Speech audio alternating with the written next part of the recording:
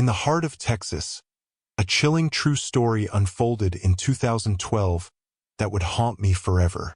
I'm Officer Daniels, and I still remember the day I received that frantic call. A woman was in sheer panic, claiming someone was living in her attic despite there being no signs of forced entry. My partner and I responded, skeptical but ready to help. When we arrived, we discovered a hidden corner in the attic filled with old clothes, food wrappers, and a journal. The journal contained eerie entries about watching the woman and her 2 children, detailing their daily routines and personal habits. The woman's claims suddenly felt very real. That night, she set up a camera in her home. The next day, the footage revealed something chilling. A gaunt, ghostly figure moving silently through her home while she slept. This figure wasn't a ghost but a living person. Over the following days, more disturbing incidents occurred. Objects in the house were mysteriously rearranged.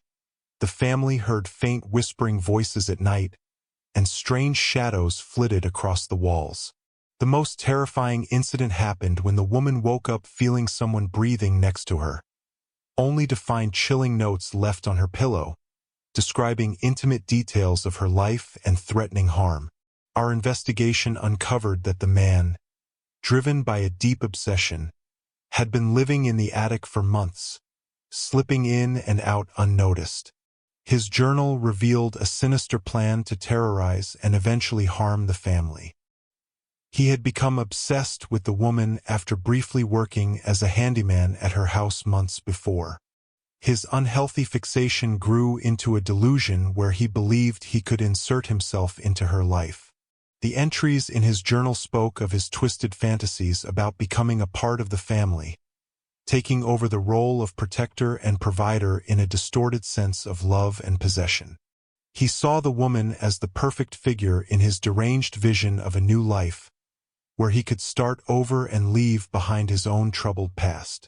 We tracked the man to an abandoned building nearby, where he was living in squalor, surrounded by photos of the woman and detailed plans of how he would escalate his actions.